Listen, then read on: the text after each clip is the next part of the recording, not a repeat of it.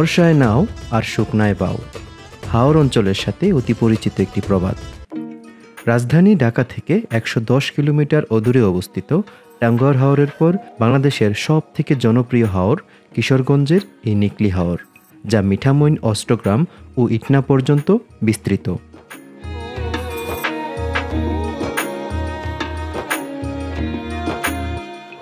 প্রতি বছর বর্ষার এই সময়টাতে হাওর প্রিয় মানুষগুলো হাওর স্নান করতে ভিড় জমাতে থাকে এই নিকলি হাওরে। আজ আমাদের এই ভ্রমণ গল্পে কিশোরগঞ্জের বিখ্যাত এই হাওর অঞ্চলের বেশ কয়েকটি ভ্রমণ স্পট যেমন মিঠামইন গোল চত্বর, Austagram zero point, Bajitpur new location ইত্যাদি ঘুরিয়ে দেখাবো।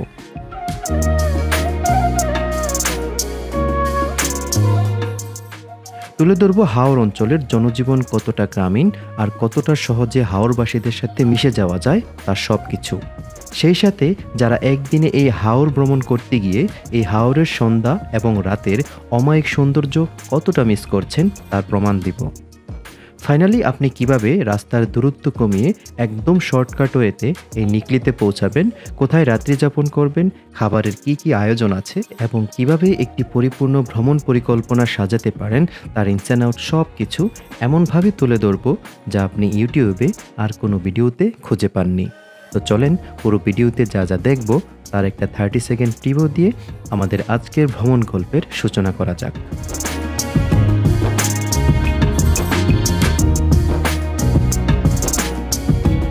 আমরা হাওরের বুক চিরে এই ট্রলার নিয়ে দাপিয়ে বেড়াচ্ছি অষ্টগ্রামের উদ্দেশ্যে এবং আপনাদেরকে এই রাস্তার সমস্ত সৌন্দর্য এই নিকলি হাওর কখন ভ্রমণ করলে তার সবচেয়ে বেশি যথোপযুক্ত হবে। বর্ষায় কি করেন? বর্ষা আমরা তো কাঠমিস্ত্রি কাজ করি। হাওর পাড়ের মানুষগুলো কতটা যুদ্ধ করে বর্ষাকালে টিকে থাকে। মিঠামইন এই গোল চত্বরের পাশে বিশ্বাস করবেন এই ভিউ পয়েন্টে দাঁড়িয়ে আছে, কতটা চমৎকার ভিউ দেখেন। এখানে আশেপাশে কোনো মানুষ নেই, কিন্তু এক পশলা বৃষ্টি এসে সবাইকে একদম নিস্তব্ধ করে দেয়। দেখেন। আসসালামু আলাইকুম, শুভ সকাল সবাইকে। আমাদের আজকের গন্তব্য হচ্ছে কিশোরগঞ্জের নিকলি হাওর। তো আমরা এই মুহূর্তে অবস্থান করতেছি কুমিল্লা সিলেট হাইওয়েতে। এই জায়গাটার নাম হচ্ছে মিরপুর। আমাদের এবারের ট্রিপটি কন্টিনিউ করছি মোটর বাইকের মাধ্যমে। আপনারা যারা আমাদের মতো শর্টকাট ওয়েতে নিকলিতে যেতে চান, শুরুতেই কুমিল্লা সিলেট হাইওয়ে রুট ধরে সরাসরি চলে আসবেন ব্রাহ্মণবাড়িয়া বিশ্ব রুট।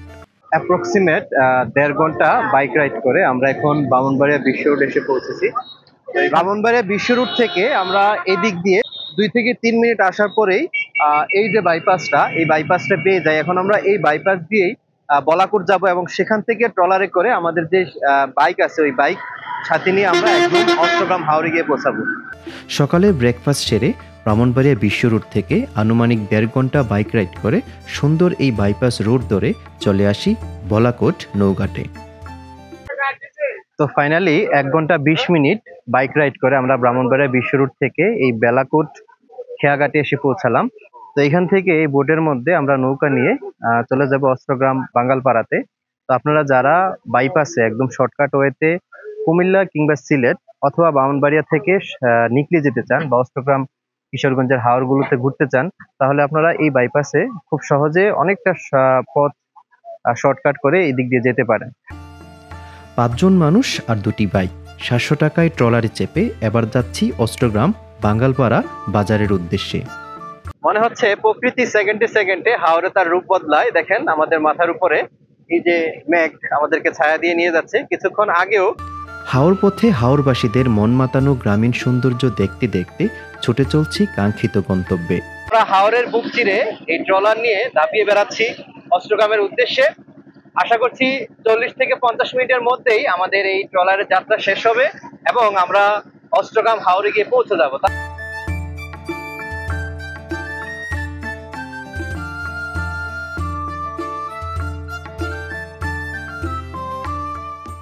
বাঙ্গালপাড়া ঘাট থেকে মাত্র 5 থেকে 6 মিনিট সময়ে বাইক যোগে পৌঁছে যাই অষ্টগ্রাম জিরো পয়েন্টে।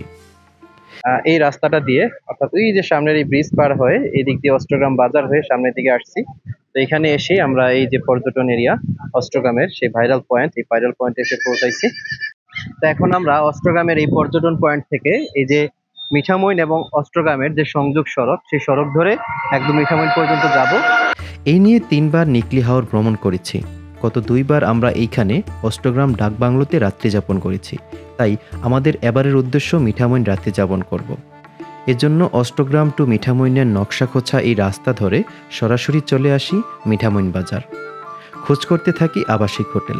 আপনারা যারা দূর দূরান্ত থেকে নিকলি হাওর ভ্রমণ করতে আসেন, অনেকে জিজ্ঞেস করে থাকেন যে আসলে নিকলিতে থাকার কোনো ব্যবস্থা আছে কিনা। তো আমরা এখানে এসে হোটেল খোঁজ করতে করতে একটা হোটেল পাই, হোটেল আল কামাল। মোটামুটি এখানে এসি হোটেলও আছে। হ্যাঁ, লোকেশন হচ্ছে মিঠামইন। তো এখানে আসলে হোটেল আল কামালে এসি রুম পেয়ে যাবেন। হোটেলের দায়িত্বে আছেন ভাই কর্তৃপক্ষ। আমার নাম হচ্ছে গৌতম দাস। পূর্ব থেকে হোটেলে রুম বুক করে না আসাতে আমরা কোথাও কোনো ভালো রুম খুঁজে পাইনি। তাই মিঠামইন থেকে ব্যাক করে আবার চলে আসি অষ্টগ্রাম ডাকবাংলোতে। আপনারা যারা হাওরে এসে রাত্রি যাপন করতে চান তাদের জন্য বেস্ট একটা অপশন হচ্ছে এই জেলা পরিষদের ডাকবাংলো। এখানে এসি নন এসি যথেষ্ট পরিমাণ কোয়ালিটি সম্পন্ন রুম এবং ওয়াশরুম আছে। আপনারা চাইলে আগে থেকে যোগাযোগ করে এই যে ডাকবাংলোতে আছে এখানে রাত্রি যাপন করতে পারেন। এখানে 1600 টাকা দিয়ে 5 জনের জন্য 2টি রুম নেই। চাইলে এইসব রুমে একটাতেই 5 জন থাকা যায়, কিন্তু এক রুমে 5 জন থাকার রুলস নাকি ওনাদের নেই। তাই আমাদের জন প্রতি 300 টাকা রুম খরচ দিয়ে এইখানে 2টি রুম নিয়েই রাত্রি যাপন করতে হয়। সোফা আছে এইদিকে, প্রত্যেকটা রুমে এরকম দুইটা দুইটা বেড দেওয়া আছে। তারপর এখানে আলমারি আছে, ড্রেসিং টেবিল আছে। আর আমি যদি আপনাদেরকে একটা ওয়াশরুমটা দেখাই, এই যে দেখেন ওয়াশরুম যথেষ্ট পরিপাটি। রুমে কিছুক্ষণ রেস্ট করে বিকালবেলা বের হয়ে পড়ি মন ভরে বিশুদ্ধ শ্বাস নিয়ে হাওরের সৌন্দর্য দেখতে। এখন প্রশ্ন হচ্ছে, এই নিকলিতে এসে কেন রাত্রি যাপন করবেন? ভাই, যদি খোঁজ করতে পারেন এইখানে দেখার মতো অনেক কিছু আছে। ভিডিওতে দেখতে থাকেন, প্রমাণ পেয়ে যাবেন। মিঠামইন এবং অষ্টগ্রামের যে সংযোগ সড়কটা আছে, এই সড়ক থেকে আমরা কিছুটা নেমে এই যে বিচ্ছিন্ন একটা বাড়ি দেখা যাচ্ছে, এই বাড়িটাতে এখন আমরা যাব। এখানে একটা বাঁশের সাঁকো দেওয়া আছে, এই সাঁকো ব্যবহার করে আমরা এখন এই বাড়িতে যাব। বাঁশের এই সাঁকো পার হয়ে প্রধান সড়ক থেকে আমরা এই বিচ্ছিন্ন বাড়িতে আসলাম। হাওর পাড়ের মানুষগুলো কিভাবে বসবাস করে, অর্থাৎ প্রতি বছর বর্ষায় তাদের এক ধরনের সংগ্রাম করতে হয় এবং শীতকালে পুরোপুরি শুকিয়ে যায়। এই দুই মৌসুমের মধ্যে হাওর পাড়ের মানুষজন কিভাবে কিভাবে বসবাস করেন এবং সেটা একদম কাছ থেকে দেখার জন্য এখানে আসা। মানে শীতকালে কৃষিকাজ করেন নাকি? কৃষিকাজ। আর এই বর্ষায় কি করেন? বর্ষা আমরা তো কাঠ মিস্ত্রি কাজ করি, মানে হ্যাঁ। অন্যরা মানে মাছ ধরে। এই এখন হাওরে পানি কম মনে হচ্ছে। পানি কি পানি কম, এই পানি তো আমরা বাড়ির সমানও। বলেন কি, এত উঁচায় চলে আসে পানি? হ্যাঁ, এবছর পানি তো হয়েছে না। আর পরে হবে না? মানে পানি কবে কবে এবছর হইতে পারে না, হইতে পারে। আষাঢ় মাস যাইতেছে গা, শ্রাবণ মাস, ভাদ্র মাসে পানি বুঝাও। ভাদর মাস হলে তো পানি মইরা যায়। আচ্ছা, তো এই যে বাড়ির চতুর্পাশে এগুলো কি সব ইট দেওয়া নাকি? আমাদের এই যে পাকঘর। কাকি, পানি হয় মানে পানি কি কখনো এই যে এই এর উপর পর্যন্ত আসছে নাকি? আমরা যে বছর বাড়ি বানছি করোনার বছর, এ বছর পানি উঠতে গেছি এর উপরে এরকম এরকম উচ্চতা ছিল না। এরপরে আমরা আরো 2 বছর মাটি খালাইছি, তখন আর উঠে। বিশেষ করে আপনি যখন এই হাওর অঞ্চলে ঘুরতে আসবেন তাহলে অবশ্যই চেষ্টা করবেন এই হাওর পাড়ের মানুষগুলো কিভাবে বসবাস করে, কতটা যুদ্ধ করে বর্ষাকালে টিকে থাকে, এটা একদম কাছ থেকে দেখার জন্য তাদের সাথে কিছুটা সময় মিশে যাওয়ার চেষ্টা করবেন। দেখবেন আপনার অনেক ভালো লাগবে। তো ওনাদের কাছে গেলে আপনি অনেকটাই আতিথেয়তা পাবেন, কারণ ওনারা খুবই আন্তরিক। আমরা গিয়েছি আমাদেরকে খুব সাদরেই ওনারা গ্রহণ করেছে, ইভেন আমাদেরকে থাকতেও বলতেছে। তো মূলত হাওর পাড়ের মানুষগুলোর আন্তরিকতা সবসময় অনেক বেশি থাকে। তো এটা যদি প্রমাণ পেতে চান তাহলে অবশ্যই আপনাকে এই হাওর অঞ্চলের মানুষগুলোর কাছে এসে তাদের সাথে কিছুটা সময় মিশার চেষ্টা করতে হবে। প্রিয় দর্শক, মিঠামইন এবং অস্ত্রগ্রামের এই হাওর থেকে সবাইকে শুভ বিকাল। পরন্তু এই বিকালের সুন্দর এই ভিউ দেখতে দেখতে চলেন জেনে নেওয়া যাক এই নিকলি হাওর কখন ভ্রমণ করলে তা সবচেয়ে বেশি যথোপযুক্ত হবে। তো আসলে হাওরের সৌন্দর্য মূলত হচ্ছে, হাওর যদি কানায় কানায় পানি ভর্তি থাকে তখন কিন্তু হাওরের যে প্রকৃত সৌন্দর্য আছে সেটা একদম কাছ থেকে দেখা যায়। তো আপনাকে হাওরের প্রকৃত ফিল নেওয়ার জন্য অবশ্যই আপনাকে প্রতি বছরের জুলাই থেকে আগস্ট মাসে এই হাওর ভ্রমণ করতে হবে। আমি আপনাদের রিকমেন্ড করব বিস্তীর্ণ হাওর অঞ্চল যদি আপনি মন ভরে ঘুরে দেখতে চান, ট্রান্সপোর্ট খরচ বাঁচাতে চান, তাইলে বাইক থাকলে বাইক নিয়ে আসেন। আপনি যে কোনো দিক দিয়ে ট্রলারে করে বাইক সহ হাওর পাড়ি দিয়ে অষ্টগ্রাম কিংবা মিঠামইন ঢুকতে পারবেন। আর যাদের বাইক নেই তাদের টেনশন করতে হবে না, আপনাদের পুরো হাওর অঞ্চল ঘুরে দেখার জন্য অটো কিংবা জিপ ভাড়া করতে হবে। গ্রুপ থাকলে জিপ ভাড়া সহজ হয়, গ্রুপ না থাকলে আপনাকে কোনো একটি গ্রুপের সাথে যুক্ত হয়ে যেতে হবে। আর জায়গা ও দূরত্ব অনুযায়ী 20 থেকে 100 টাকার মধ্যে অটোরিকশা দিয়ে ঘোরাঘুরি করতে পারবেন। পরন্ত এই বিকেলের স্নিগ্ধ বাতাস গায়ে লাগিয়ে সুন্দর এই আলপনার রাস্তা ধরে চলে আসি মিঠামইন গুল চত্বরে। এখানে এসেই মাথার উপরের এই বিশাল আকাশ কোথাও কালো মেঘ জমা হয়ে আছে, আর কোথাও সাদা মেঘ পরিষ্কার হয়ে আছে। একদম অন্যরকম এক পরিবেশ খুঁজে পাই। মিঠামইন এই গুল চত্বরের পাশে বিশ্বাস করবেন এই ভিউ পয়েন্টে দাঁড়িয়ে আছি, একটা সেকেন্ডের জন্য বাতাস অফ নেই, মানে প্রচুর পরিমাণ বাতাস প্রবাহিত হচ্ছে। হাওর অঞ্চলের মজা কিন্তু এটাই, এখানে প্রতিটা সেকেন্ডে সেকেন্ডে রূপ পাল্টায়। কখনো আপনি দেখবেন বৃষ্টি, কখনো দেখবেন রোদ, আবার কখনো এই এরকম লাগাতার বাতাস আপনাকে প্রশান্তি দিতেই থাকবে। কখনো দূরে বৃষ্টি হচ্ছে দেখা যাচ্ছে, তো আবার এইখানে বৃষ্টি চলে আসে। সবাই এদিক সেদিক দৌড়ে কাছের এই ভাসমান রেস্টুরেন্টগুলোতে আশ্রয় নেয়। আবার 2 বা 3 মিনিট পরেই বৃষ্টি থেমে প্রকৃতি একদম নিস্তব্ধ করে দিয়ে যায়। যাই হোক, একদম সারা জীবন স্মরণে থাকার মতো একটি বিকেল উপভোগ করলাম। আর রাত 8টার দিকে মিঠামইন গোল চত্বর থেকে ঘুটঘুটে অন্ধকারের এই আলপনার রাস্তার আধারের সৌন্দর্য উপভোগ করতে করতে বাইক ছোটাতে থাকলাম। 14 কিলোমিটারের এই পুরো রাস্তা পাড়ি দিয়ে চলে আসি অষ্টগ্রাম জিরো পয়েন্টে। রাত 8টার মধ্যেই এইখানের এই খাবার রেস্টুরেন্টগুলো তাদের কর্মবিরতির প্রস্তুতি নিয়ে নিচ্ছে, তাই এখানে সামান্য কিছু সময় আড্ডাবাজি করে ঢুকে পড়লাম অষ্টগ্রাম বাজারে। আপনি যদি কিছুটা 90 দশকের ফিল পেতে চান তাহলে এইখানে রাত্রি যাপন করে হাওর পাড়ের বাজারগুলোর রাতের সৌন্দর্য খোঁজ করতে হবে। পরিশ্রমী মানুষগুলো সারাদিন পরিশ্রম করে, রাতে কিছুটা সময় ধরে এই দোকানগুলোতে তাদের সকল বিনোদন খোঁজ করতে থাকে। এখানে নেই তেমন পাকা বাড়ি, টেলিভিশন, ফ্রিজ, ইলেকট্রনিক সুযোগ সুবিধা তো অনেক দূরের বিষয়। সারা রাত সে নেশা করত। হাওর ভ্রমণে আসলে সবসময় মাছ দিয়ে ভাত খাওয়ার চেষ্টা করি, তাই একটা ঘরোয়া পরিবেশে তৈরি করা মাছের হোটেলে রাতের খাবার শেষ করি। এটা হইলো আপনার ফার্স্ট স্পেশালি মাছ, স্পেশালি না? জি। আবার এইটা হইলো আপনার হইলো এই দেখ কাসকি মাছ, জি। আবার এটা হইলো আপনার হইলো এই যে বাইলারা মাছ, জি। এবার এইটা হইলো আপনার হইলো ট্যাংরা মাছ, ট্যাংরা দাঁড়াচ্ছি। এবার এইটা হইলো আপনার হইলো শেরপুরা ফুটে মাছ। এবার এইটা হইলো আপনার হইলো মুরগি। এবার এইটা হইলো আপনার ডাল। এইভাবে আমাদের প্রথম দিনের সমাপ্তির পর পরদিন সকালে ঘুম থেকে উঠেই আমরা হাওরের মাছ ধরা দেখতে চলে যাই। মানে এই যে ইচা ছাড়া কি আর কোনো মাছ লাগে? লাগে, এটার মধ্যে সব মাছই লাগে, ভুট্টু মাছে, বাই মাছে। অষ্টগ্রাম জিরো পয়েন্ট থেকে আমরা বাজিতপুরের রাস্তা ধরে হাওর পাড়ের ছোট্ট এই বাজার পরিদর্শনে চলে আসি। কাকা, এটার কেজি কত বললেন? সবগুলা কেজি কত কত কত বিক্রি করলেন? সবগুলা 2000। এখানে কয় কেজি আসছে?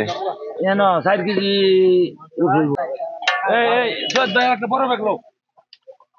এটাতে আবার বাইম কম। এই গুতুম কত কতটুকু আছে এই জায়গায়?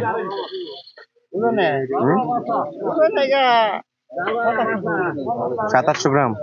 অষ্টগ্রাম থেকে বাজিতপুর যাওয়ার পথে এই যে দেখেন একদম বেড়িবাঁধের উপরে মানে হাওর পাড়ের মানুষের ছোট্ট একটা হাওর পাড়ের এই বাজার থেকে সকালে নাস্তা শেষ করে আমরা এবার ছুটে চলছি নিকলি হাওরের একটি নতুন চমক, নতুন ভ্রমণ স্পট ঘুরে দেখার উদ্দেশ্যে। এটা তো বড় বাইম না? এটা কি মাছ? লিডা। হাওরের মাছ ধরার যে জালগুলা ব্যবহার করা হয় তার মধ্যে এই যে ম্যাজিক জালগুলা, এগুলা খুব বেশি ব্যবহার হয়। তো এই জালগুলাতে আপনাদেরকে আমি একটু দেখাই।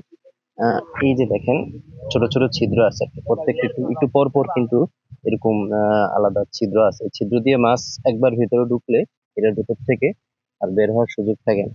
তো দেখলাম এখানে প্রচুর পরিমাণ কিন্তু জাল একসাথে বিছানো আছে। এগুলা কিন্তু সারা রাত মানে মাছ ধরা হয়েছে এগুলোর মাধ্যমে, এখন এগুলা রোদে দেওয়া হয়েছে শুকানোর জন্য। এই যে বাজিতপুরের রাস্তা ধরে আমরা এদিক দিয়ে সামনে আসছি, আসার পরে কিন্তু এরকম পানির নিচে ডুবা অবস্থায় রাস্তাটা পাই, এবং এই পানি ডিঙ্গিয়ে কিন্তু বাইক নিয়ে আমরা এই জায়গায় চলে আসি। এবং এই জায়গাটাতে দেখেন, আমি সামনের দিকে দেখাই, দেখেন এদিকে কিন্তু আবার মানে অনেকটা আবার পানির উপরে আছে রাস্তা, আবার ওই দূরে কিন্তু দেখা যায় যে ওইখানেও রাস্তাটা পুরোপুরি পানির নিচে আছে। তো আমরা এখন ওই পর্যন্ত যাব, গিয়ে ওইখানেও রাস্তার যে সৌন্দর্যটা আছে ওইটা একদম মন ভরে দেখবো এবং আপনাদেরকে দেখাবো।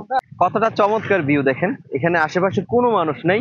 এই যে রাস্তা আছে পানির নিচে, মানে রাস্তার এই পাশ থেকে ওই পাশে হাওরের পানি পাস হচ্ছে, এবং আশেপাশে কোথাও কোনো গাছপালা নাই, জাস্ট একটাই গাছ, হিজল গাছ। গাছটাও খুব চমৎকার, একদম সার্কেল করা, মানে খুব গোলা, মানে দেখার মতো একটা মানে সিন এই জায়গায় আছে।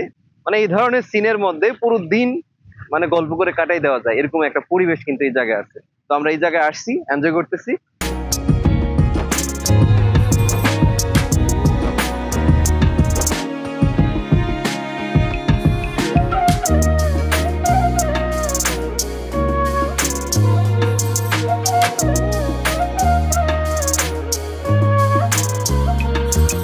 দর্শক, জাস্ট ভিউটা দেখেন, অসাধারণ ভিউ ভাই। হাওরে আসলে এই ধরনের ভিউ আপনি পাবেন যদি আপনি খোঁজ করেন। দেখেন চতুর্দিকে শুধু পানি আর পানি, আর জাস্ট একটা মাত্র হিজল গাছ। সেখানে আমি আমার বাইক স্ট্যান্ড করে বাইকের উপরে হাওরের বাতাস নিচ্ছি। খুবই মনোমুগ্ধকর স্নিগ্ধ সকালের বাতাস, কিছুটা রোদের প্রখরতা আছে, কিন্তু তার মধ্যে এই গাছের যে ছায়াটা, মানে মনে হচ্ছে যেন এই ছায়াতে বসেই সারা দিন পার করে দেওয়া যাবে।